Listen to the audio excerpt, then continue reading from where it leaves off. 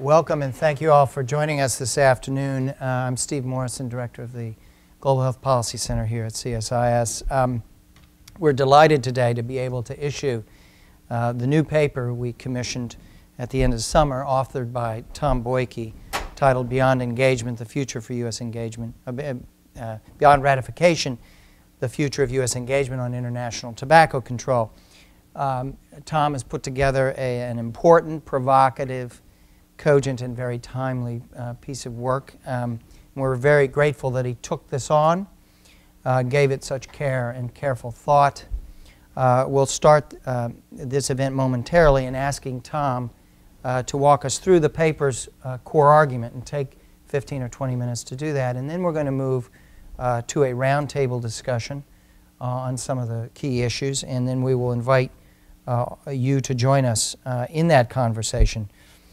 This is part of a larger effort here at CSIS to become more active and more visible on issues pertaining to tobacco control and more generally to non-communicable diseases.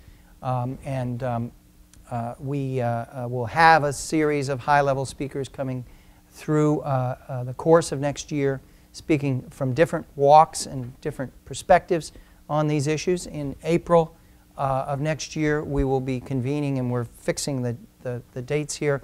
We're going to convene for a major conference that will bring together senior representation from the Obama administration, from WHO, and from some of the other constituencies that have been most involved and committed on global tobacco control.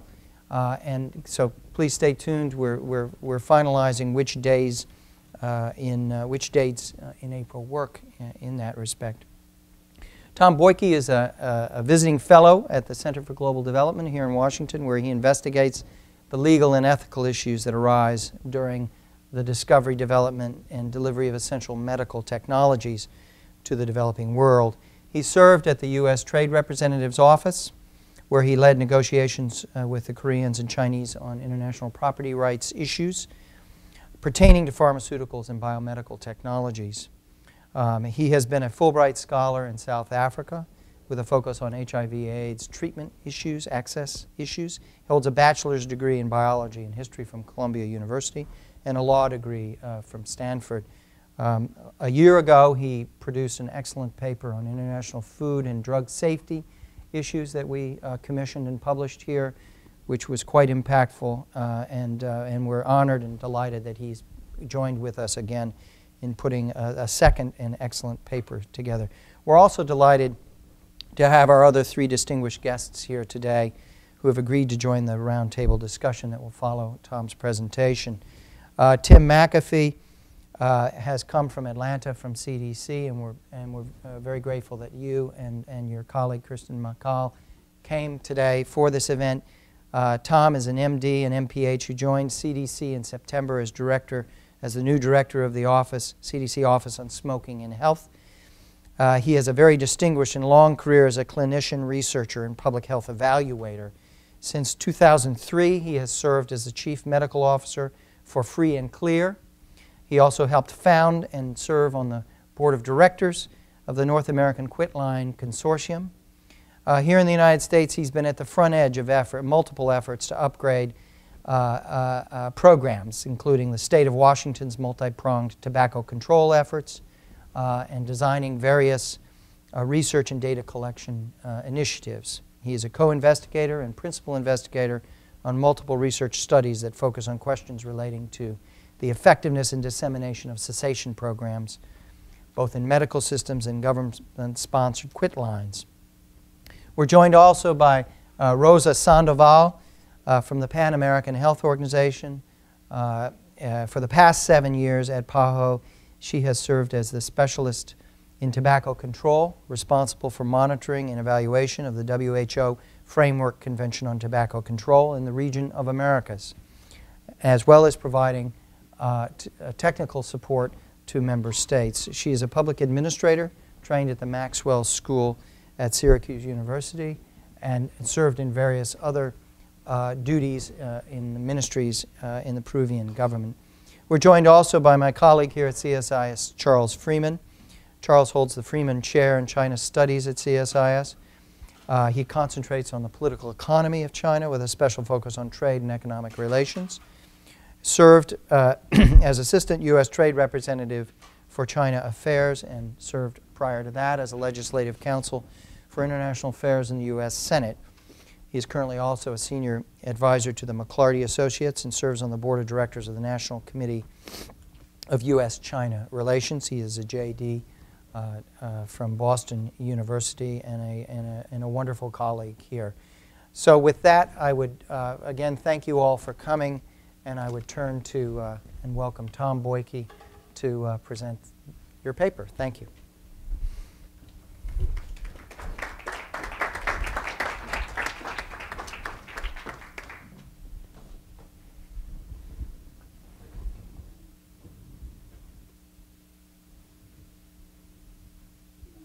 Is this working? Great.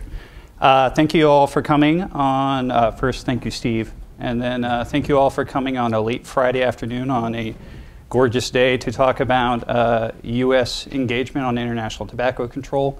I feel like this is a day and part of the Washington calendar where you normally would announce a firing or a tax increase or something, but actually the latter is something I will be proposing here. The former is a potential consequence of this talk, but we'll see how it goes.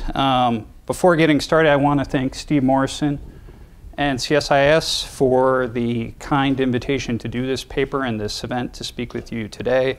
It has been a pleasure working with Steve and with Suzanne, Carolyn, and Julia and the rest of the CSIS team. I also want to acknowledge the people who provided input and comments on this paper, some of the key people, and those include Doug Betcher and his team at the WHO, Kristen McCall and Samira Asma at the CDC, Kelly Henning at the Bloomberg Initiative, and Brooke Cashman and Larry Gostin at Georgetown. Lastly, I want to thank the Center for Global Development, which is my home institution, Nancy Birdsall, Bill Savadoff, and Cindy Prieto in particular for their input and generosity on this project. So I agreed to do this paper because I was interested in what the consequences of the 2009 FDA domestic regulations would be for U.S. International trade policy and global health policy around tobacco.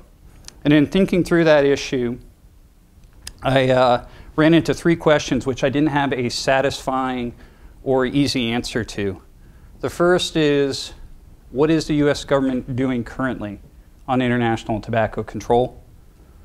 The second is, why should the U.S. government do more? What is the case for increased U.S. engagement on international tobacco control? And if the U.S. government were to do more, what would it be? These questions became the subject of my paper, and I try to answer them in this presentation today. But before getting to those questions, let me give you a little bit of background on the current state of affairs of the global tobacco epidemic. Tobacco use is the leading cause of adult disease and premature death worldwide. There are 1.2 billion smokers globally, which is 1/3 of the adult population. 700 million children, which is 40% of all children, are exposed to secondhand smoke at home. Tobacco use is on the rise in low and middle income countries, driven by increasing incomes, trade liberalization, and intensive marketing. Tobacco use is linked to the onset of a spectacular array of diseases, including cancer, respiratory, cardiovascular diseases, childhood illnesses, pregnancy complications, strokes, you name it. Accordingly, the WHO has estimated that more than 5 million people a year die from tobacco use. That's actually more than HIV, tuberculosis, and malaria combined. If those trends persist, 8 million people will die by 2030 from tobacco use, and 1 billion people total in the 21st century. 80% of those deaths will occur in developing countries. But it's not just the loss of life. There are dramatic social and economic consequences to tobacco use as well. Tobacco is the top, or tobacco-related disease is the top health expenditure in many developing countries. Those costs consume scarce resources and limit the ability of health systems to address infectious diseases and other threats. Tobacco use also consumes household budgets, robs families of the primary wage earners, and hinders economic development. The American Cancer Society estimates that tobacco use imposes $500 billion a year in costs on the world economy, which is approximately 3 times more than countries raise from tobacco taxes per year. There are many global health threats that we do not know how to prevent, particularly in resource settings. Tobacco use is not one of them. Tobacco control works. It is evidence-based and it's cost-effective. It has succeeded in developed and developing countries like Bhutan, South Africa, Poland, Thailand, and elsewhere. The WHO Framework Convention on Tobacco Control, which entered into force in 2005, provides a blueprint for comprehensive tobacco control and a platform for policy coordination and development.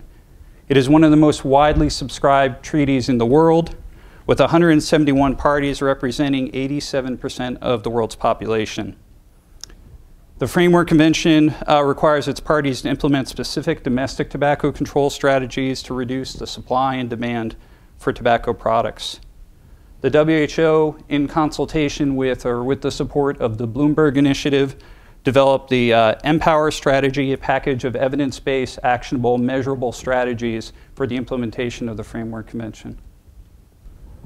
Despite its widespread adoption, however, the Framework Convention implementation, particularly in low and middle income countries, and tobacco control in general in those countries, is lagging. A 2009 WHO report revealed that less than 10% of the world's population is covered by any WHO recommended measures to reduce tobacco demand. 90% of the world are without protection for tobacco industry marketing. 95% of the world's population live in countries where cigarette taxes represent less than 75% of the retail price, and only 9% of Framework Convention member countries mandate smoke-free bars or restaurants. Now, part of the reason for that slow implementation has been fierce industry opposition and the limited resources, governance, and capacity of the countries involved. But part of it must be attributed to the design of the Framework Convention itself. The Framework Convention itself prioritizes inputs, specific tobacco control measures and policies over outcomes, reduce tobacco use prevalence. The Framework Convention does not include or did not involve providing resources, incentives, and technical support for low-income countries, low and middle-income countries to implement it. Perhaps accordingly, most of these low and middle-income countries have adopted the prescribed measures that encounter the least industry resistance, educational programs and prohibition on sales to minors, rather than the strategies like increased excise taxes, advertising bans, and smoke-free legislation that has proven the most effective at cutting tobacco use. So this brings us back to our first question, which is, with that background in place, what is the current U.S. government engagement on tobacco control? Well, the U.S. has a long history of leadership domestically on tobacco control. It was an early mover on banning cigarette advertising on television and radio, warning labels, forbidding smoking on commercial flights, and the science around tobacco addiction. U.S. cities and states, New York City and California in particular, have led the way with groundbreaking and effective tobacco control programs.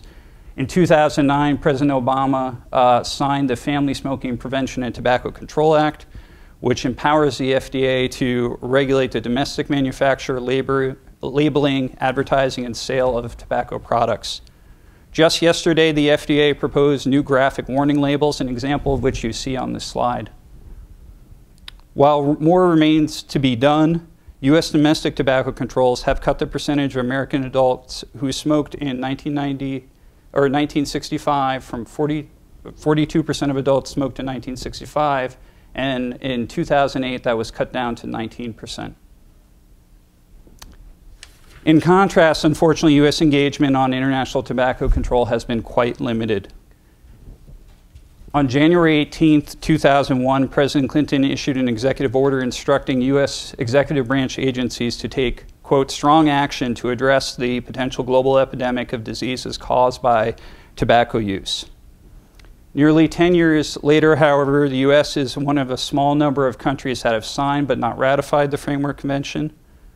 In 2009, US funding for global health was $8.3 billion, while the funding it dedicates to international tobacco control was a little less than $7 million. Most of that support comes through programs at the Centers for Disease Control and Prevention and the US National Institutes for Health. Tim is going to describe CDC's efforts in depth, so I will just say now that CDC works with WHO and the Canadian Public Health Association to conduct and support tobacco surveillance in low and middle income countries. Surveillance and monitoring are the bedrock upon which evidence-based effective tobacco control programs are developed and implemented. And by all accounts, CDC's contributions have greatly improved the reliability of survey data and the validity of its statistical analyses. These efforts cost the CDC less than $3 million in 2009, which represented less than 3% of its overall tobacco control budget. NIH's Fogarty International Center has a program on capacity building and training for low and middle income countries. That program provided $37 million in 25 research grants between fiscal year 2001 and 2012. Undoubtedly, global tobacco control also benefits from spillover effects from US and funding to the WHO generally, as well as NIH research on tobacco addiction and cessation. US development agencies, however, to date have implemented almost no programs on international tobacco control. The record on US trade since the 2001 executive order is mixed at best. On one hand, the Office of the US Trade Representative, of which I am an alumnus, was able to resist strong congressional pressure, including the holds on many of its political appointees this year, to refrain from suing Canada over its new tobacco control laws. On the other hand, the US has compelled China as a condition of its 2001 WTO accession to agree to reduce tariffs on imported cigarettes and eliminate non-tariff barriers on foreign cigarette sales. Nearly all pending and active US free trade agreements reduce tobacco tariffs.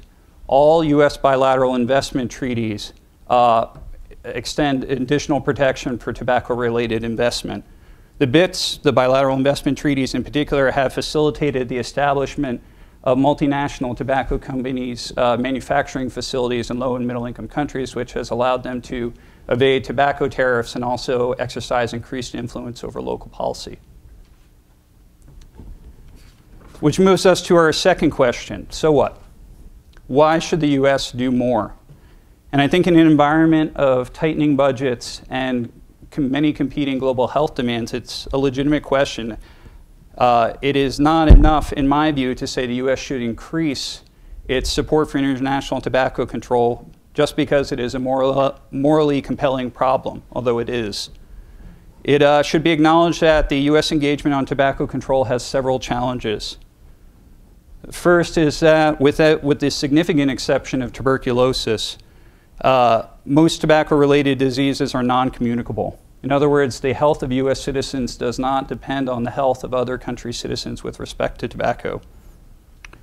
Tobacco requires sustained and coordinated interventions, which are difficult to marshal. The tobacco epidemic is at its worst in emerging economies, China, Russia, India, Brazil, and Indonesia, which have the resources to counteract this rise. Finally, many still perceive tobacco use as a consumer choice involving a legal product, despite study after study that shows the dangers of secondhand smoke and that most smokers start smoking in their youth and underestimate the risk of addiction and its consequences at that point. This analysis, however, doesn't adequately represent all of the US's interest in global tobacco control and the Framework Convention. US leadership in global health is a rare area of political consensus in increasingly partisan times. US investments in global health are visible, they are concrete, they save lives and improve the credibility of the US worldwide. In a recent speech before the UN, President Obama cited global health and development as not only US moral objectives, but strategic and economic imperatives as well. Secretary Clinton made a similar speech recently in which she cited humanitarian interests and economic social development as being key drivers of U.S. investment in global health. Few global health threats can compare with the human and economic toll of the tobacco epidemic. Improved tobacco control is central to the realization of U.S. global health priorities on disease prevention, on tuberculosis, on maternal and child health, and health system strengthening. The Global Health Initiative outlines three criteria for making its investments. The first is that it will target what has worked in the past. The second is that it will look for areas in which there are existing platforms on which to build. And the third is they will look for areas that have potential strong partners. Again, few areas meet this criteria as well as tobacco control. Tobacco control programs are cost-effective and have succeeded in developing countries alike. The Framework Convention is widely adopted.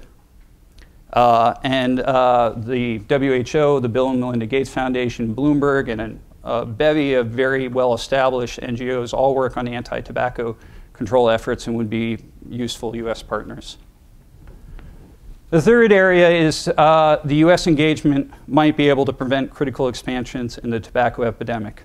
Many people see Africa as the next big market for tobacco use. Women have historically smoked less than men in developing countries, but recent surveys have shown that they now smoke at the same rate as boys in 60% of countries. The WHO, the Gates Foundation, Bloomberg initiatives, the Campaign for Tobacco-Free Kids, and others are all trying to stop this expansion. Increased U.S. engagement can improve their chances of success. The U.S. has interest in the Framework Convention even if it doesn't ultimately ratify it. Failure to implement the Framework Convention undermines its utility as a vehicle for global tobacco control, as well as the WHO's ability to lead on global health challenges in general, which the U.S. needs it to be able to do. Last is that inaction on international tobacco control has negative consequences for the U.S. In the absence of effective coordination, countries have adopted uncoordinated approaches to taxation and regulation. These have created trade tensions and disputes, including the recent dispute against the U.S. over its ban on clove cigarettes at the WTO, and increased potential for cigarette smuggling, which has been tied to organized crime and terrorism. This brings us to our third and last question. What should the U.S. do more? I mean, assuming the U.S. should do more, what should it be? Now, ideally, increased U.S. engagement on international tobacco control would begin with ratification of the Framework Convention. That would certainly be the clearest demonstration of U.S. leadership and commitment on global tobacco control and to the WHO. However, it should be recognized that this is unlikely to occur in the near term. President Obama is on record supporting ratification, but the administration has not submitted the Framework Convention to the U.S. Senate. This likely reflects a sour political climate, preoccupation with domestic matters, and a general wariness of treaties more than a specific lack of interest in the Framework Convention. Last time I checked, the administration had in fact only submitted 4 treaties to the Senate for ratification during its administration so far, and only one of those has been ratified, which is a tax treaty with France. This should not stop the U.S., however, from working with the WHO, partner governments, and non-state actors to achieve the treaty's potential. Increased U.S. support for implementation of the Framework Convention in low and middle income countries would accomplish many of the same objectives as ratification, showing increased U.S. commitment and leadership on the issue, and actually do more to improve international tobacco control, since the U.S. is compliant with the Framework Convention as it is. In this paper, I argue for a 4-part strategy of how to do that. The first is to make global health a priority. If global health and disease prevention are U.S. priorities, then international tobacco control must be as well. The Obama administration should recognize international tobacco control as a key component of the Global Health Initiative and make it its signature initiative on non-communicable diseases in advance of the 2011 UN Summit on that issue. There should be improved global health and trade policy coherence. Now, trade negotiations have actually a constructive role to play on tobacco, reducing tobacco subsidies and increasing international coordination on tobacco regulation. The U.S. should refrain, however, from seeking or granting tobacco tariff reductions and exclude tobacco-related investment from future trade and investment agreements with developing countries. These countries simply do not have the tax regime and the tobacco control systems in place to handle the change. Finally, the U.S. should work with relevant foundations and NGOs to convince multilateral and bilateral development agencies to similarly prioritize tobacco control. The second recommendation is improving resources. Successful tobacco control programs require adequate and predictable resources. Despite recent commitments by the Bloomberg Initiative and the Gates Foundation, international tobacco control is severely underfunded, particularly in developing countries. 17 countries represent 99% of the government spending on tobacco control. Nearly 4 billion people live in countries that spend less than $20 million total on tobacco control. New sources of funding are needed. The U.S. should seek a G20 commitment to institute a surtax on tobacco consumption to fund global tobacco control programs, particularly in developing countries. The surtax should be modest on a per-product basis. WHO analysis recently showed that a 5-cent per-pack tax in high-income countries would generate $4.6 billion. That would more than quadruple the current budget for global tobacco control. The tax should be temporary. Low-income countries have the ability, and it's important for their tobacco control programs, to levy tobacco taxes. The purpose of this fund should be to jumpstart Framework Convention implementation and to provide the expertise needed to build domestic taxation capability. Make no mistake, imposing such a surtax would not be easy and would require high-level leadership. However, G20 countries generally have such excise taxes in place already, and there has been little downward pressure on them. In fact, many countries and many U.S. states are increasing them. Effective tobacco control requires will and approaches that address local conditions. U.S. should build incentives for an outcome-driven, bottom-up approach to tobacco control that complements the policy-driven, top-down approach of the Framework Convention. There would be a number of possibilities for such incentives, but the one I think that is most promising is the one the Center for Global Development's cash on delivery aid concept. The basic concept here is that a funder and recipient enter into a contract in which the parties agree on an outcome, in this case some measure of reduced tobacco use prevalence, and fix a payment for each unit of confirmed progress. An independent third party collects data and verifies the progress on the outcome. Here, the outcomes should be linked to existing studies already done through the CDC and the WHO. Once progress is verified, the funder pays for improved outcomes. The arrangement is transparent and public, and the recipient is free to spend the payment according to its needs. This approach builds local institutions and creates an incentive for local solutions. By providing unrestricted rewards, it aligns local leaders, not just the health ministry, with achieving tobacco control, and tobacco control is a very multi-sectoral problem. And it would also increase, of course, demand for technical assistance on tobacco control and surveillance. The last recommendation that I put forward in this background paper is that tobacco control requires a mix of expertise and inputs, taxations, customs, monitoring, and evaluation that historically have not resided at the WHO. The U.S. should work with G20 partners to scale up and improve those capacities. The U.S. should focus in its areas, for its part, in its areas of comparative advantage: surveillance, taxation, product regulation, monitoring, and evaluation. The U.S. should leverage activities that are already going on at foundations and NGOs and seek to coordinate with other donors like the Global Fund and the UN Development Fund for Women. In conclusion, this is now an important moment in tobacco control. The scientific evidence around tobacco use and secondhand smoke causing terminal and disabling diseases is undeniable. Tobacco programs have succeeded in developed and developing countries alike. The Framework Convention is widely subscribed. the Empower strategy works, and the $500 million multi-year commitment from Bloomberg and Bloomberg Initiative and the Gates Foundation have injected sorely needed resources into tobacco control. With the cost-effective strategies I outline in this background paper, I think U.S. engagement can transform this momentum into sustainable progress against an otherwise expanding tobacco epidemic. Thank you very much.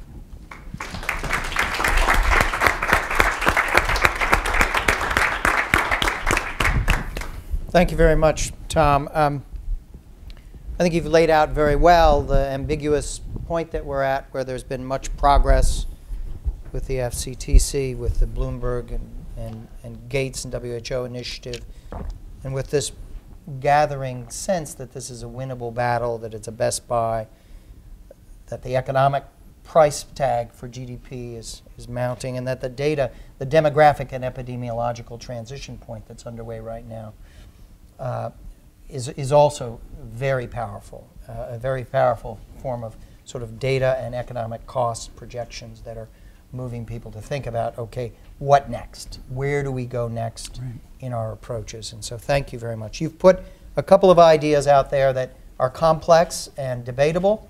The tax issue, and is that feasible? Who leads? How do you form the coalition? The cash on delivery proposal, those two core elements. And I think we can come back and talk a little bit more about those and about how one might move those and how feasible and what kind of political strategy would bring that. But let's set that for the moment aside, because I'd like to hear from our other three guests in opening and filling out the picture a bit. And I'd like to begin with Tim, Rosa, Charles. And Tim, I'd like you to talk for a few minutes about CDC's perspective and how and why it sees this as winnable. We heard this from Dr. Frieden when he was here and delivering a major speech on the full spectrum of prevention interventions that he sees as so critical on global health. He made this case. It would be good to hear a little bit more. It'd be good to hear about the special capacities and assets that CDC brings to the table, because you have been so central for such a long time as an institution. And looking forward, how you see CDC supporting an engagement that would move things forward, that would reinforce the GHI, that would work collaboratively with some of the other key institutions, including the World Bank. Those are several big questions, but if you could open up and speak for a few minutes on how you see that, and then I'd like to move to Rosa and ask her to talk a bit about the PAHO perspective. Tim? Great, thanks very much. And can you hear me out there? Excellent. And first, before I dive into that list, I just want to congratulate Tom on an incredible, really, I think, intellectual achievement, having done such a good job but succinct but very powerfully describing what the dire circumstances really that we face in the 21st century. Thank you. If we don't do more, and I think in many ways that's the most important thing that we have to do, is that we have to convince ourselves and other leaders in global health, but not just global health, the other sectors that are thinking about these issues both globally and in the countries, that this is something that we cannot afford to be essentially in the U.S. spending 1/1000th of our global budget on. One of the things that attracted me to come to CDC and head the Office on Smoking Health was our historic commitment and the commitment of Dr. Frieden to doing more in the global arena. But listening to Tom describe this, I'm also I'm both proud and embarrassed that what we are doing is such a substantial fraction of all the effort that's happening in the U.S., because so much more should be done. So at CDC, we've got a lot to think about, because we're responsible for the health, both around the classic things like infectious diseases, but increasingly also non-infectious diseases, everything from traffic accidents to maternal and child health, et cetera. So one of the things that we've done over the last couple of years is to try to focus, to really step back and say, what are the things that would really make a difference in the United States, and in order to get on that list, which now has about five or six things on it, the characteristics are that it has to be something that's important, that's having a significant impact on the health of the U.S. population. But it also has to be essentially actionable. There has to be something where we have some tools where we can actually do something about. And that there have to be evidence-based activities that we know work that are not fully implemented. And then finally, we have to have some way to measure whether we're being successful or not. And when you look at those things, tobacco basically percolates right up to the top. And again, I'm not going to go through the same arguments that Tom did internationally, domestically. Suffice it to say that despite the fact that we have gone from 42% prevalence down to 20%, it's still the #1 preventable cause of death in our country. And we have flatlined over the last 4 or 5 years in terms of dropping prevalence both in adults and in youth. So we aren't done here either. So what's CDC doing about this globally? Our primary activity currently, if you look at the Empower model that was briefly laid out, where you have monitoring tobacco prevalence and tobacco control activity, that's what we've focused on globally, because we built up a lot of capacity over the past decades in the U.S. about that, and then over the past 10 years have been working to systematically both apply that in some countries around the world and also to begin disseminating essentially the technology for how one goes about doing this kind of ongoing surveillance. So we've worked with WHO and countries to create a global tobacco surveillance system, have assisted over 160 countries conducting youth surveys. And this is an incredible operation where we've mostly looked by going into schools themselves, training local staff on how to administer these surveys, and then also more recently have also been doing this with school personnel and healthcare students in healthcare, and then we've also been working more selectively around adult surveillance, particularly with help from the Bloomberg Foundation, where over the past few years we've been looking at 14 of the key countries in the world for which tobacco is the largest problem and that cover the largest segment of the world. And I'll just briefly tell you a few things that we found. We're just completing the 14 countries, and we'll probably see things in 2011 about the aggregate information from these countries. But just earlier this week, the Russian Federation released the results of their global adult tobacco survey. And this is helping to kindle a very strong response on the part of the Russian government around the release of these figures, which found basically that Russia is at the head of the pack that they wish they weren't, that they have the highest adult prevalence of smoking of any country in this group of 14. And that, but to give you a couple flavors from the adults, China, which is fairly close to Russia in male smoking, it also has the largest gap around knowledge. That is the country where there's the least perception in the population that smoking is bad for the smoker or that exposure to environmental tobacco smoke is bad.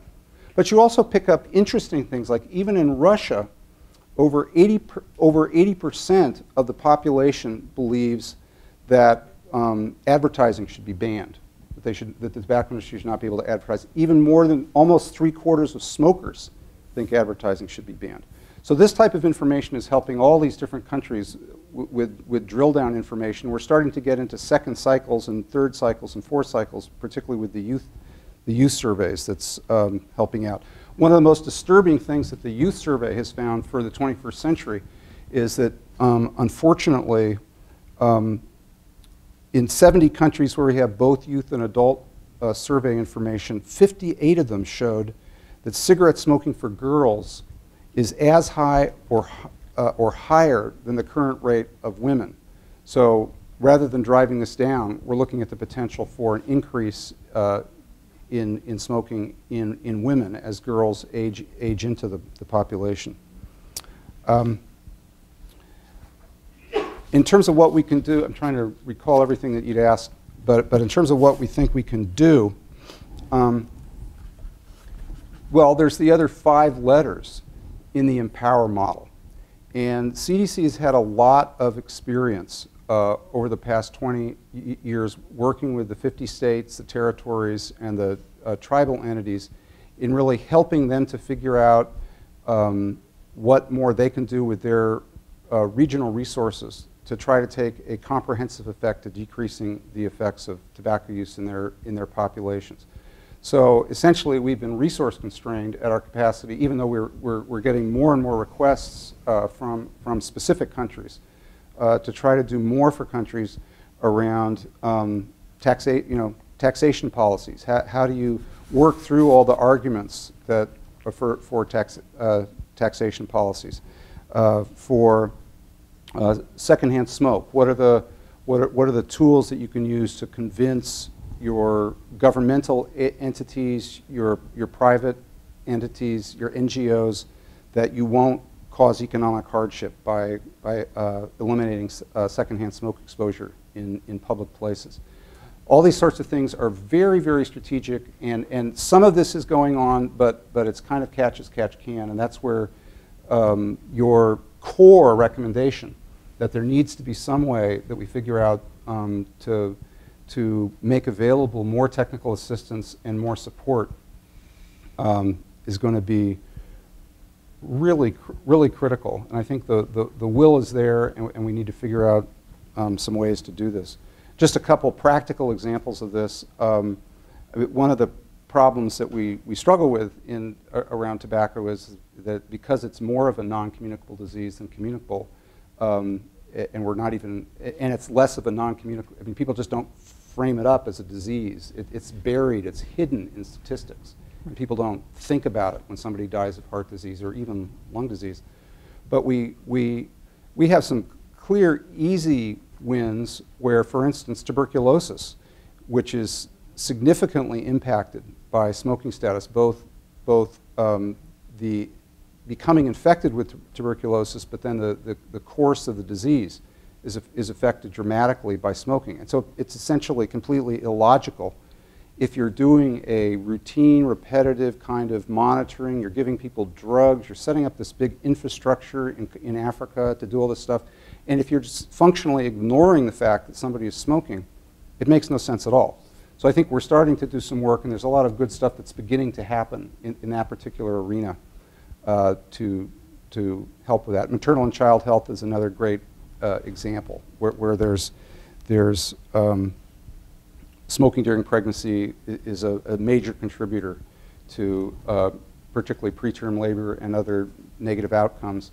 And this is something, again, where we're working hard to have routine prenatal care. It just doesn't make sense to try to not embed addressing smoking in that kind of element. I did just want to, you know, okay for just a couple more points? Sure. How are we doing? I wanted to, the one other point I would make, I think around Tom's thesis around the 5% surtax is that we have not done a good job in the developed countries of figuring out how to use revenue that's come in from tobacco taxes to fund tobacco control. And in the US, we've actually gone backwards in the last 2 years. The states have lost about almost a third of their funding in the last 2 years for tobacco control, disproportionately diminished funds for state tobacco control relative to the larger state budgets. So it's related to the recession, but it ain't just the recession. And this is, in many states, this happened concurrently. 20 states increased their tobacco taxes in the last 2 years. One state, South Carolina, the state that had the lowest tobacco tax in the country, is the only state that provided even a penny towards anything related to tobacco control. So we're in a very kind of strange position around this. And so I think that that's a an approach to tobacco taxation that perhaps we should think twice about exporting to the developing world. If this is an almost unique area where actually, if they institute the prime policy at the policy level that we're proposing, which is to increase taxation, they simultaneously have at their fingertips the capacity to fund tobacco control in a manner that's almost unprecedented, because it only takes a tiny fraction of, as you've illustrated with the $5 billion from a 5-cent tax. This applies, and Thailand is a great example of this, where they instituted an 83% excise tax on cigarettes, only took 2% of a tax surcharge that they collected for health promotion, and then used a fraction of that 2% to apply towards tobacco control. And they've been much more successful because they essentially took the bull by the hands and actually used tobacco tax revenue to try to improve health. So with that, I think I will wind down and let Lissa go on. Thank you very much. Rosa, could you describe for us the perspective of the Americas in terms of where you see progress, where you see the unfinished business? What's the attitude with respect to prioritizing tobacco control among member states? Because so much of this comes down to perceived sovereign best interest, and you're in the position of seeing the big picture of the Americas and the way this issue has played through over the last 7 years. So if you could paint the picture for us a bit. Well, first, congratulations, Tom, for your article. I really enjoyed reading it. The FCTC has been my life for the last 7 years, so it was very nice to read your article, and especially to see concerns that we working on tobacco control in low middle income countries have, especially the need for more technical assistance from those countries with more expertise in general in tobacco control or in specific issues. Coming back to your question, well, in the Americas, the panorama is like you describe it. Many countries have ratified the FCTC. We have 35 countries in the Americas, and 27 have ratified it. That means 8 have not, the US among them, unfortunately, but widely ratified in a region, which means then that many countries have mandates to implement. As you may know, the FCTC has deadlines for certain articles to be implemented. So the first article whose deadline expired, I don't know if that's the verb I should use for that, but you get the meaning, was Article 11 on packaging and labeling, health warnings, the news that we just had on the US in the recent days. And that article is supposed to be implemented 3 years after a country ratifies the FCTC. Most of the countries in the Americas ratified between 2003 and 2006, which means that we have 22 countries that should have implemented that article at this point, and we have 13 who have done so. So this is, the thing is that since Brazil, the US, Canada, and Mexico are among those 13 countries that have implemented this article, we have 86% of the population in the Americas that are covered by that mandate. But then, as I think you mentioned in your article, well, Article 11 on packaging and labeling, putting information for consumers to know that this is a harmful product shouldn't be that difficult for a government to implement. So on one hand, we are very happy, proud to report that this has been the main progress. On the other hand, we are like, well, this is something, let's say basic, that we as health public officials should implement in our respective countries. So let's move on to more difficult policies and also, as you mentioned, more effective, smoke-free environments and taxation. And also banning advertisement and promotion and sponsorship. In smoke-free environments, that's the second type of intervention where we've had more success, or more countries implementing this. For this policy to be implemented, a country has to enact a law banning smoking in all public places, indoor public places and workplaces. Basically what we have in the District of Columbia, for example, or in many states in the US. 9 countries in our region have done so. We don't count the US because the US doesn't have a federal law, although have many states that have done so. We count Canada because all of provinces in Canada have done so. So since by subnational laws they are banning smoking, then we include Canada in this list. But we also have Guatemala, Panama, Colombia, Peru, Barbados, Honduras, and Trinidad and Tobago. And I want to stop on Uruguay because Uruguay has been the, I'm going to say, our little baby in terms of implementing the famous Empower policies before the Empower acronym came to existence. And Uruguay started doing this in 2005 actually, with the decrees. And this was because of having, well, not only because of that, but one thing that contributed to this was the fact that the president was an oncologist, the former president of Uruguay, and very interested in general in non-communicable diseases and in particular on tobacco control. So there was political will there. So, and that's how this happened in Uruguay.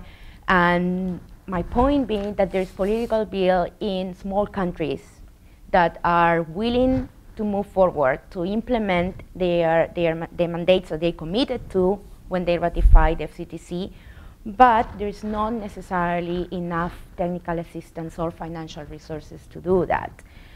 And the same thing in banning advertisement, which is very difficult because this is something that the tobacco industry opposes, I would say, in a greater way than in other policies.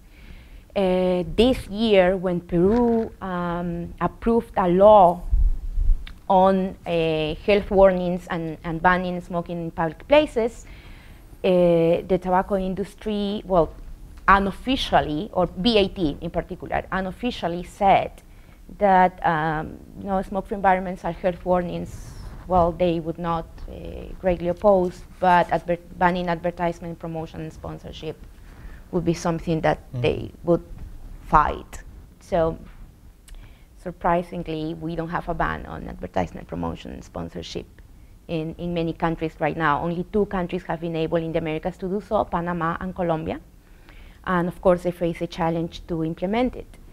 In taxation, covering the main policies, not talking surveillance, but in taxation, we have the recent success in Mexico that in September approved an increase in tobacco taxes of 7 pesos. That's about 60 cents US dollars, which is going to be very important. The effect is going to be great in consumers because the pack of cigarettes, the average price of a pack of cigarette is going to move from about $2 to almost $3.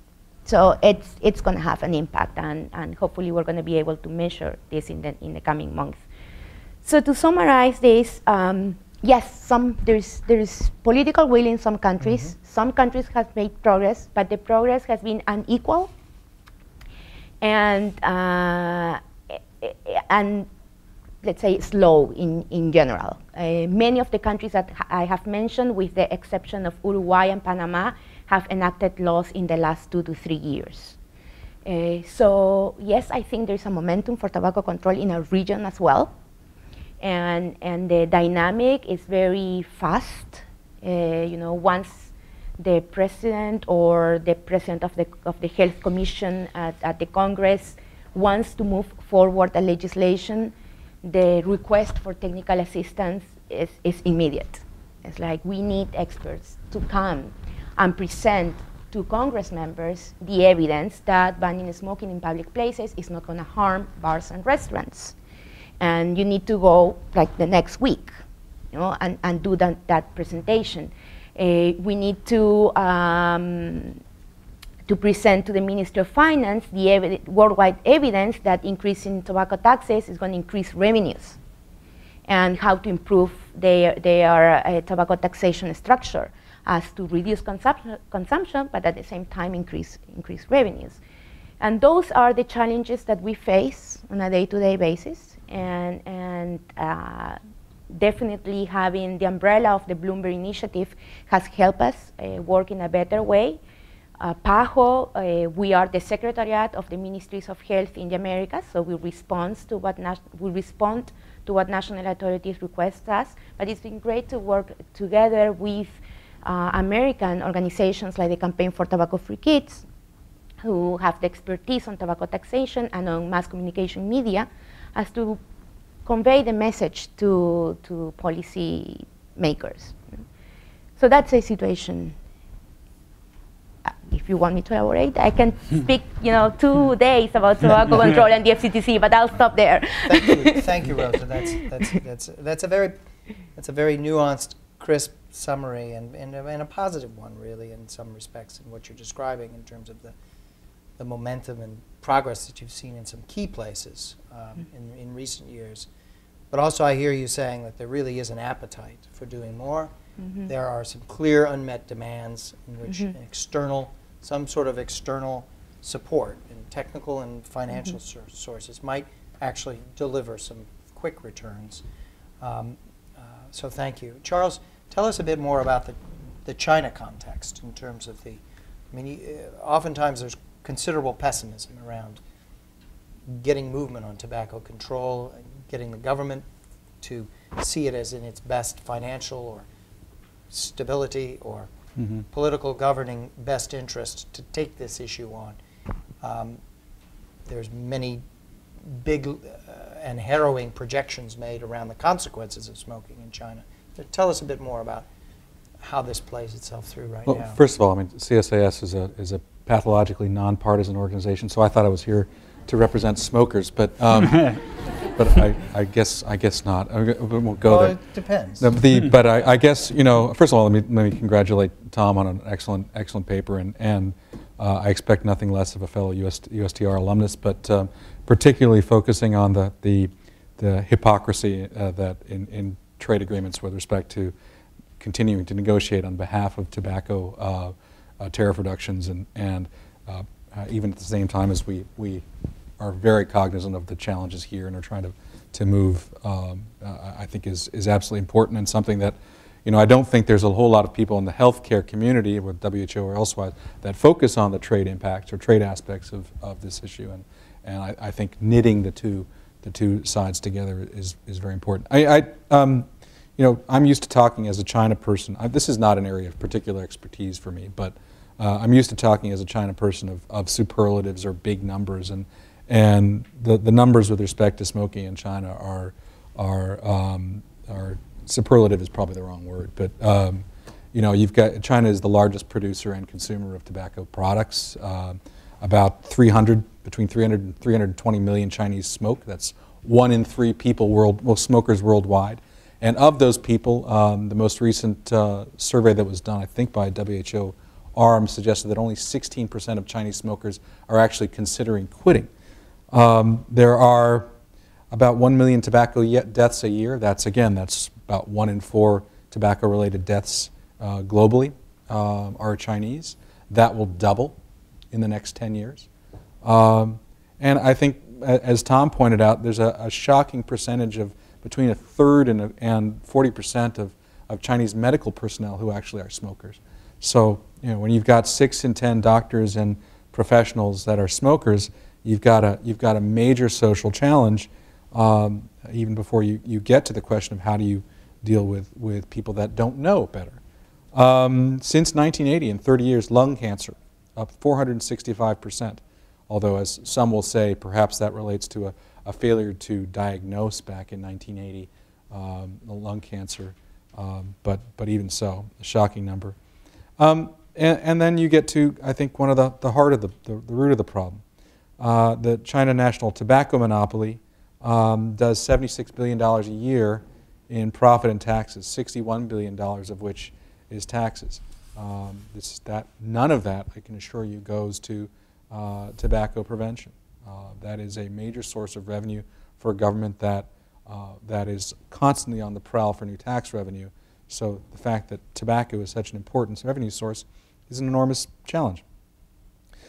And meanwhile, if you've got that $61 billion figure in mind, the Ministry of Health calculates that only about $23 billion are costs, medical costs related to tobacco consumption. So in China, there is a perception that, unlike I think some of the things that Tom was bringing out, there's a perception that, well, the numbers are worth it. You know, for the $61 billion you get in taxes, you only have to give up $23 billion in costs. So again, you have this this inherent. I mean, Tom was talking about the importance of putting incentives in place to prevent tobacco use. Really, the disincentives in China are rife, both on a social level, a revenue level, and you know, even on a health level, from what they're seeing. I think one of the most damning things that can be said about China's approach to this is China did ratify the Framework Convention in 2006, and immediately turned over management of implementation of the FCTC to the same ministry that is responsible for overseeing the tobacco monopoly. So you effectively have the fox guarding the hen house with respect to tobacco control, and you know, and with very little incentive to dramatically increase implementation. Now, what's interesting recently, and so for those of us that are looking for signs of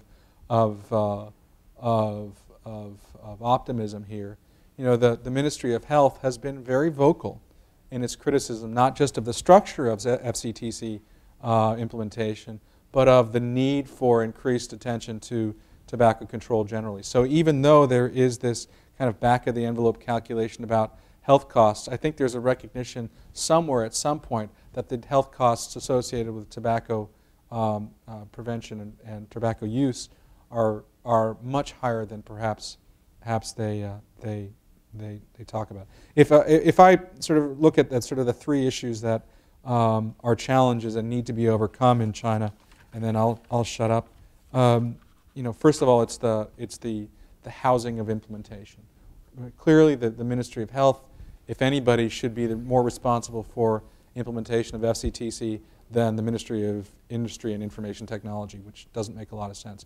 I would argue probably because the Ministry of Health is, frankly, a fairly weak organization within the Chinese bureaucracy, that there should be an effort to put this kind of implementation directly under the State Council, or as perhaps under the Politburo.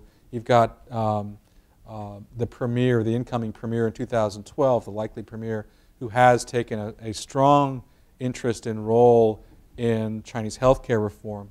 That would be an appropriate person to be championed for this, to the extent that he would look at this as a source of political utility. But I think that's clearly the bureaucratic effort to take on this challenge has not been very serious to date. With respect to the question about 23 billion versus 61 billion, I think, you know, when you get down to it, the numbers have to be debated, and particularly when you consider that the vast majority of Chinese don't have any health care at all. They are not covered by insurance, they don't seek treatment, and therefore their deaths are not counted as part of the expenditures. They don't get, because they're not getting any payments out of the state, or they're not costing anything. They are dying, and they're effectively a zero cost loss from smoking. As the Chinese China does roll out more effective healthcare reform and implementation, I think you will see that those numbers escalate quite dramatically. And particularly when you're getting to a question by 2020, when a lot of healthcare reform is supposed to have taken place, when you're getting it to 2 million deaths from tobacco use a year, that number is going to be significantly higher than $61 billion. And so that's the point at which the Chinese government starts to think and says, well, maybe we ought to take a more pragmatic approach to this. Finally, and I'm not sure what the right answer to this is. Beijing and the Chinese government is obsessed with social stability, obsessed with that as a matter of domestic political survival, to the extent that there is an effort by Beijing to employ bread and circuses to maintain social stability. For the 800 million, 750, 800 million rural residents, smoking is the circus. The average Chinese, average farmer or peasant out in the rural community really counts on his or her cigarette or pack, or 3 packs in many cases. And denying that is going to be, I think, perceived at least by Beijing as a major source of political instability. The question is, can we and other middle-income countries, can middle-income countries around the world take the appropriate examples of tobacco prevention and control and demonstrate that it doesn't necessarily result in massive instability. I think that's something that where, above and beyond the question of technical expertise, I think that's something that Beijing really does need to see over the next few years. I will say, though, having just come from Beijing and gone out to eat with some friends at a restaurant, I mentioned the fact that it was quite remarkable that everybody in the entire restaurant was smoking, and that we had smoking bans in the United States. The notion that among my fellow patrons that we would actually institute a smoking ban in China was perceived as the most ridiculous thing possible. So got a long way to go. So thanks. Thanks, Charles. Let's come back to Tom for a moment, and let's revisit this whole question of political feasibility. We've heard a lot about what is possible. You've proposed a tax, a surtax, G20 surtax. There's the whole question of where's the political will in the consortium that could drive such a process, because it will take leaders. It will take some combination of leaders that choose to conclude that it's in their best interest to move such a thing forward. And we haven't really heard much here so far about the power of industry. I mean, there is a whole counter-argument that the industry, as it faced the Framework Convention coming into force, as it saw the Bloomberg and Gates and WHO initiatives come forward, as it saw certain other countries beginning to put stronger regulatory environments in place, the industry has not been passive, and it's been documented quite dramatically by analysts like Jonathan Samet and others about the muscularity and the robustness of that. So when you look at the political feasibility, you have to take into account the possibility of a strong counter-reaction that would perhaps nullify or stop in the tracks those who are making a political calculation of how much of a priority should this be. Okay, yes, we know the data's there. We know the economic costs are there over the long term. We know we have an opportunity this year with the NCD summit in September of 2011. And all of the other things. We know we have a treaty. We know we have a framework. We know it works. All of those things are strong arguments. But you have to address this political feasibility and the fact that there's not a passive opponent. There's a very active and muscular opponent. Please tell us a bit about that. How do we move your strategy forward against those questions? Sure. Well, thank you for that great question. I also want to thank the rest of the panel for their very generous comments about the paper. It's nice to meet Tim and Rosa in person and share a stage with you. It's always nice to see Charles. I'm actually reminded that Charles was the person who introduced me to Steve, so in a way is to blame for all of this. So political will. Tobacco, well, I think you certainly need it on taxation for any social goal. As suggested before, there has been an extreme willingness. It's not a question of raising tobacco taxes, in my view. I think there's been a lot of willingness in many countries, particularly high-income countries, to do that. The real challenge is the one that Tim mentioned, is getting them to use a portion of that to actually spend it on international tobacco control. And I think there's two ways to do that. The first, obviously, is leadership. When you think about other contexts in which taxation has been employed as a funding device for global health aims, you think of President Chirac around UNITAID and the personal leadership it took to institute a taxation, actually in that case on an entirely unrelated unrelated service to use that resources. And it only garnered, in that case, about seven countries. I have been told by other U.S. government high-level officials, not at the CDC, one of the real challenges is that tobacco is not on the radar in global health discussions throughout much of the U.S. government. And that has to change. And encouraged by the opportunity to do this paper and this event, because I think that these are the kinds of things in the lead up to the 2011 summit that have to push that forward to try to generate that leadership. But that's what I think you need to see. So that's the first component, is real political leadership. Second is there's actually history for, I think it's Australia, but I'm sure somebody here will correct me, of tying tobacco taxes to things that the domestic country wants as an explicit bargain, so to speak, for imposing higher taxes. So I think it's Australia that was able to do this quite successfully, which is ex ante, say what they will use the rest of the taxes for domestically to build support for it, and then that they will also do it for this. So I think that type of strategy may make sense in this context as well. I also think on the political side that it does need to be recognized that you need differential strategies. I think the COD8 approach, as I mentioned in the paper, I think makes a lot of sense for low-income countries where you do not have this level of a tobacco epidemic yet. That it will be persuaded for the types of awards that you could provide through that type of incentive mechanism. It is not a solution for China. You are not going to be able to mobilize the kind of funds you would need to really alter what's happening in that situation through any incentive or prize mechanism. Maybe it could work on a subnational level, I don't know, but it certainly is not going to function on a national level. But I do think preventing expansion of the tobacco epidemic in Africa with women, I think, is important, because if it takes hold there, you're really looking at a substantial increase even on those numbers that I put forward. Great. Thank you very much. Let's open to the floor for some comments and questions. We have microphones.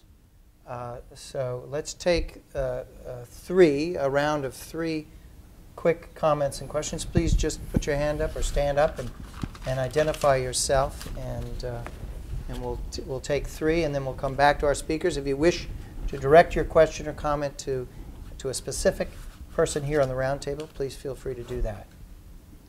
It's late Friday afternoon, Steve. Right here. You wowed them, Charles. That's right. Jerome Pichala from the Canadian Embassy. Please speak up a bit. Yeah, it's on. Okay. So Jerome Pichala from the Canadian Embassy, just a very small thing. When you mentioned Australia, possibly, in Canada, that's actually what's been done. So taxes on cigarettes on the provincial level are usually explained, usually it's explained to the public what they're going to be used for. For instance, in Quebec, where I come from, everybody knows that smokers have paid for specific programs, shall we say. And it's usually something that's not so popular with the smokers, but popular with everybody else. So that's it. And those monies are put towards dedicated tasks. Okay. Other comments or questions? All right. Let me come back then to our speakers and ask them about what they think the value could be of moving towards this summit next September. I mean, there's an alliance forming. There's 3 or 4 other key focal areas where attention could be dedicated. But when you look at tobacco, you have this existing framework. You have a consensus. You have mobilized interests. You would think that it would be a win, that this would be a big moment to sort of move the debate forward significantly. Do you feel that that is true? And if so, how would you begin to frame out the approach to get the best outcome next September? Tim, do you have a... Well, in some ways this might be a small piece of it, but I was actually thinking, as Rosa was talking about, the needs in the Americas for technical assistance, and I had sort of been saying, well, gee, we have all this technical assistance expertise that we're not really basically bringing to bear because we sort of had the resources, but we don't have the mandate, the fiscal mandate to do it. So it's whether in some ways a kind of crisp drill down around what the what a technical assistance program that was really global, but both probably country, regional, and global in nature would really look like. And I think this is something where you know, WHO could also play a good coordinating role, as well as the regional organizations like PAHO. What do you need? What if you had, you know, XYZ, you know, how would it help move forward? And then how could we create structures and infrastructures, given both the existing national and international organizations that house the expertise, but also house the delivery capability for that? How could we do it? Where could we get the money? I think that would be make people really understand the gap, and that there really is some very practical things that could be done that would dramatically. So scoping out the gap, the unmet demand, with much greater granularity in going towards the summit is one big win that you would imagine. Rosa, what do you think? Well, yes, but before listening to Tim, I was thinking on the opportunity that the summit provides us to convey once again, like Tom said, to put it in the radar. Because what you mentioned for the US, it's also the situation for many countries in a region. It's just that tobacco is not there in the public agenda. And so once, most of the time, by chance, you have the attention of, you know, high-level Congress members or national authorities from sectors other than health, which are already convinced, then it's like when suddenly, yes, we can increase taxes. I mean, that's not difficult. Or yes, we can, you know, prepare this bill and put it for discussion. So for us, the summit is this opportunity to put tobacco control as one risk factor and one of the main risk factors in the non-communicable diseases epidemic there on the radar. And in terms of what technical assistance we need, yes, I think we definitely have now, I mean, after 5 years of working in trying to implement the FCTC, because the first, between 2003 and 2005, was mostly, you know, communicating what the FCTC is and the importance of ratifying it. And around 2005, 2006, we moved towards implementing it. I think now the community has a pretty much idea of what specifically is needed after having been presenting evidence at, I don't know, 5 or 6 different congresses in the countries in the Americas. And what about political leadership? I mean, one of the uncertainties around the summit next September is which heads of state or which prominent global opinion figures are going to show up to make the case. I mean, when you look back at the UN special session on HIV/AIDS a decade back, it was sort of seen as a groundbreaking moment and one that turned global opinion and turned opinion in key states. It's pretty powerful global personalities showing up and making the case. Who's going to lead the way on tobacco at this point, do you think? Or who might be enlisted to sort of play that leadership role? I mean, I think you're right, Tim and Rosa, that scoping the unmet demand and bringing it across and making it clear as to that this is feasible and affordable, and these things can be done, and trying to set the bar in terms of the next 5 years could achieve these things, or the next, set some concrete parameters and objectives. That would be significant progress. But there needs to be some kind of political leadership breakthrough that we haven't seen. And Gro Brundtland drove that FCTC, and it's been in force now for several years. And I think much of the uncertainty around it today is a money-based, but it's a political will-based uncertainty. So we need to address that as well in looking forward. Do Charles, any thoughts?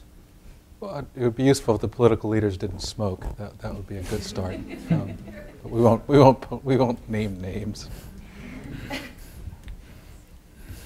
I think you're absolutely right, though. I mean, it requires more than numbers, both economic numbers and health numbers. It requires a small number of individuals who have authority and power to do something, who grasp what this is and see it as an opportunity for them to make a mark on the world, and then to do it. Yeah. And so maybe that's, for those of us who may not actually be in that position ourselves, but that one of the things that we should set as our task between now and then is trying to see if we can actually make the case to people both of the opportunity here, but also the personal opportunity that somebody may have to really make a difference, because I mean, that is one of the things that is, you can say about this, the tobacco epidemic is that it is something where there's a leadership gap. And so it does provide it's tremendously challenging to do something, partly because of that, but it also is a tremendous opportunity for an individual or small number of individuals to make a real difference. Yes. Tom? Well, I think that Charles's point earlier about the view of hypocrisy around U.S. trade policy with what we're doing domestically on tobacco control actually plays out also in the global health context of what we're doing domestically being so different from what we're doing internationally and what the potential is there. So I think that it's incumbent on the people that work full-time in these areas to make that case in a way that is clear. Because I think it's not just the U.S., there are other developed countries as well, but a number of countries have expressed a strong interest in pursuing global health for reasons talked about in the presentation there, and I think it's really making it clear about the potential in this case for relatively low amounts of investment making an enormous amount of difference is significant. So I think it's in part making that case in advance. I mean, part of it might also be that you have a framework emerging for this summit. You have leadership coming out of CARICOM and Sir George Alain and Jamaica and Luxembourg charged, and the Secretary General's at some point is ultimately carrying some responsibility, and there's still time. There's still time to think through how do you put the burden of delivering leaders from low and middle income countries in particular, as well as from the wealthy countries. If this is seen as something that is carried overwhelmingly by wealthy countries, by the United States and Canada, it's not going to go very far. I just don't think it's going to go very far. If it's seen as lecturing the emerging powers dominating the G20, it's not going to go very far. So there's got to be a game plan, and I think it's a game plan that has to be one that extends well beyond next September. It's got to be a game plan that sees that as an important sort of step. Charles, I know we're getting at 5, daycare issues, and we have some daycare issues. So do you have any? If maybe we should take one last round of comments and then we can close. So Charles, would you like to talk just a quick bit on illicit trafficking? I think one of the things that back during my USTR days, that when we were looking at things to focus on with respect to intellectual property rights challenges that are coming out of China, and we looked at what pirated and counterfeit goods are coming from China into the United States. The overwhelming number of by dollar value of goods coming from China that was pirated were essentially cigarettes.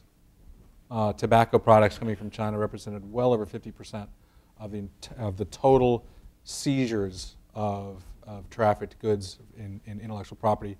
That doesn't mean necessarily that these were fake, that there was sawdust in these cigarettes. That just means that these were perhaps U.S. branded product that was produced overseas coming into the States. So so there is a huge challenge there. And those products that come in, remember, are not subject to the same kind of tax regime that is in place. And so none of that goes to prevention and control. So it's a major challenge, and you know, Customs does their best, but to be candid, these are not seen as the highest order of priority from Customs to seize these kind of illicit traffic in tobacco goods. Rosa, does this issue figure in PAHO's strategy? Illicit trade? Yes. Yes, definitely. Well, I don't know if you know that there is a protocol on illicit trade being negotiated under the FCTC.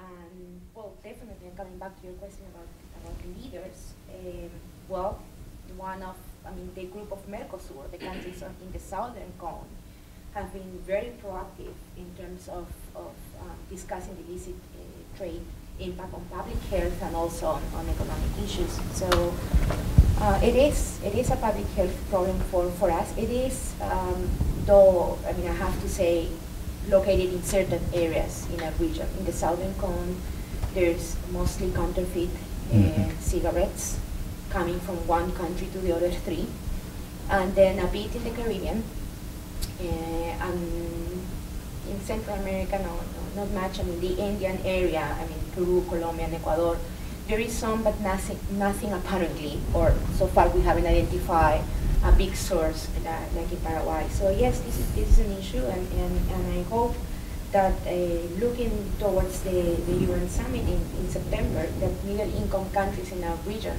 that have been leaders in tobacco control I hope they take also this as an opportunity to be leaders in this summit as well. Thank you. Tim, would you like to offer any closing comments? Well, maybe my last comment would just be that we keep in mind this idea that we've been struck with, that the thing about tobacco is it's a winnable battle, and it's something where we do have the capacity with governmental activity, non-governmental activity, private sector activity in the world to keep Africa from going down the devastating path that we've gone through. We have middle-income countries that have the internal capacity to, as many of them are, grasp hold of their destiny, and some of them aren't, of grasping hold of their destiny and stopping this epidemic in its tracks and then reversing it. And we, certainly within the United States, we have the capacity to turn tobacco use into a minor public health nuisance with all the tools that we have at hand and a little creative ingenuity over the next 5 to 10 years and focus. We can turn it into a minor public health nuisance. There's no reason why we have to be struggling like this 50 years from now or have 1 billion deaths to have our great-grandchildren look back on the 21st century and say, what were we thinking that we let 1 billion people die for this, ridiculous reason? Makes no sense. Thank you. Tom, congratulations on a really fine paper. We're very proud to be associated with it. You get the last word this afternoon. Well, thank you for that, and thank you again for the opportunity to do the paper and for this event today and all of you coming. I do think there is leadership to be tapped out there. I'm reminded, I was thinking that a lot of what is going to move tobacco forward is going to be holding people to commitments that they've already made. The convention is one of the most widely subscribed treaties in the world. I was thinking of yet another USTR alumnus, but I'm not sure if it's World Bank President or Ambassador Zoellick now, but is actually on record supporting with former Prime Minister Gordon Brown this type of taxation on tobacco to fund this purpose.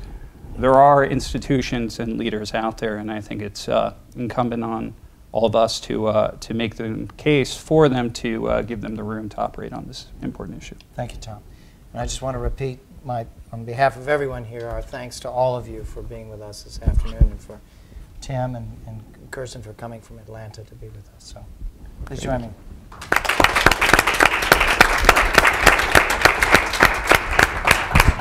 I didn't keep you from Well, my ex-wife's going to either kill of me. you.